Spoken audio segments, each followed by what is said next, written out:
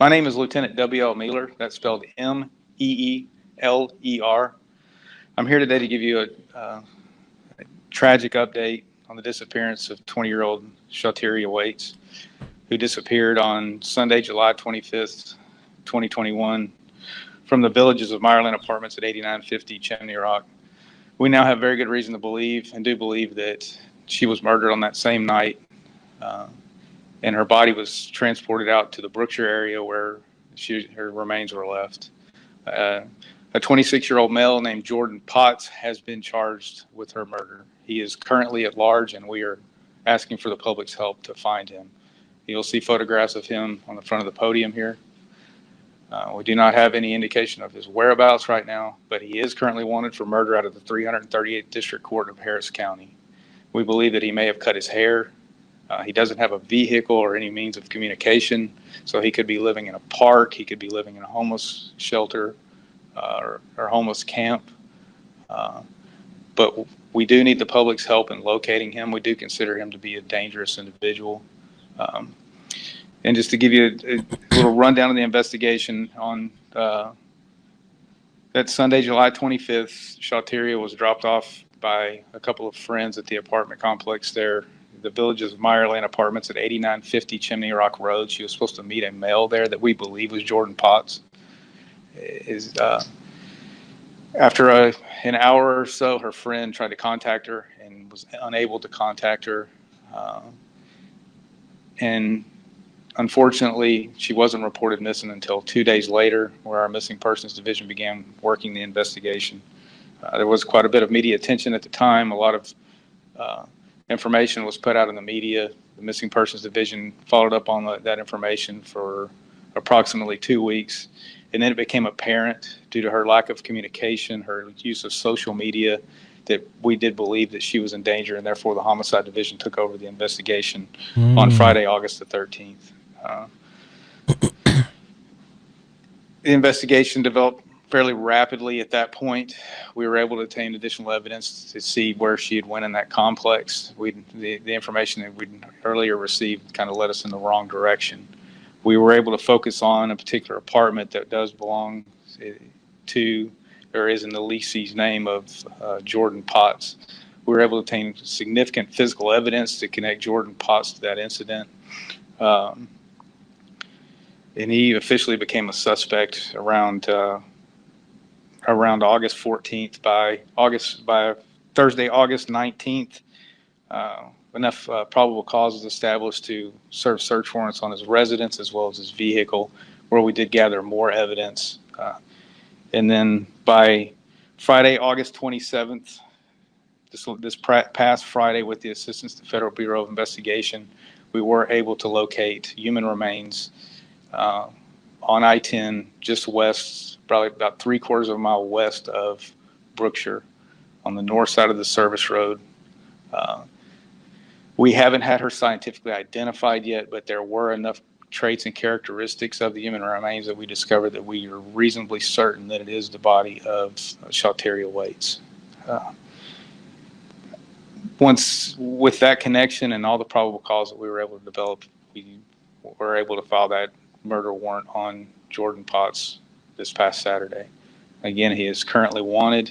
I can't really get into too much of the investigation because it is still an active investigation. We're still working it. The investigators have put in countless amount of hours developing this probable cause, and we still have a lot of work to do. But right now, Jordan Potts is wanted. We're asking the public's help in finding him. Look at this individual. If you see him, if he tries to communicate, and this looks like a pattern with him communicating with females in this manner. So what I'd like to say is be careful who you deal with out there on social media, through dating apps, etc. And I really want to offer heartfelt condolences to Shawtyeria Waites' family. This is having your child, your loved one, taken away from you like this is unacceptable. And that's where we're at in the investigation. Are there any questions? Can you give us a little more information about how they met? It's still part of the investigation. I know there was some, talk at first, well, I guess, can we conclude from what you just said that they met on a dating app or social media? It's quite possible they met on an app. We just don't know exactly for sure, and all that is still under investigation. So is it possible they knew each other before the club, or was that their first interaction? I throw that out there because it is a possibility for people to be warned in these type of situations. I know at first there was talk that the other two women she was with went with her to the apartment. They went, maybe they were all going to go to this guy's apartment. They went to a store. She went in, and then they couldn't find her. Is that still accurate? That's still the prevailing theory, yes. How were the human remains discovered? They were discovered through part of the investigation that I just cannot get into right now. But I will say that the FBI assisted heavily. Agent White here with us helped us extensively there towards the end of the investigation. A search, or was it someone passing by saw it? Or Again, I'm not gonna reveal that portion of the investigation. any indication of how she died? Again, we just don't know right now. The Harris County Institute of Forensic Sciences is conducting the autopsy. And again, as I said at the beginning, we haven't had her scientifically identified yet. So they're still working on that. We do believe it was homicidal violence, though. We have good reason to believe that based on the rest of our investigation.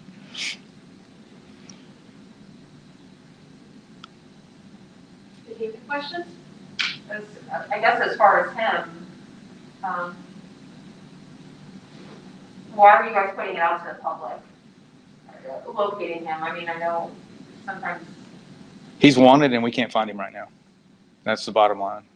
We believe that he is running.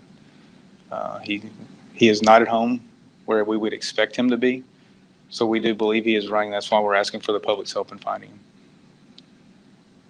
you brought up a pattern. I'm sorry, I'm the only reporter here, so I'm like telling you. You brought up that this might be a pattern. It's part of the investigation. We're not sure yet, but it could be. A lot more will come out eventually in the future. Is there a reason to believe he's out of state? It's possible he could be because he is not from the Houston area originally. He is originally from Oregon. We believe he may have ties to Montana. But like I said, right now, we know that he doesn't have a car because we still have his vehicle.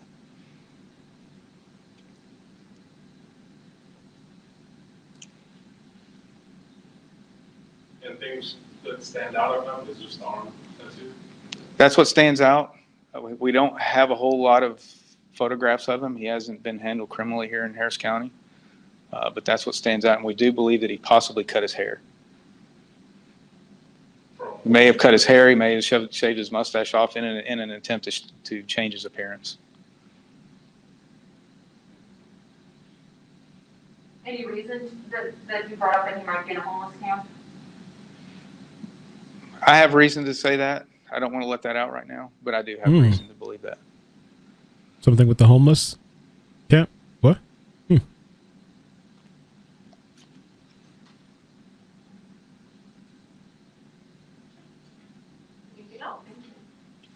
I'll say anything?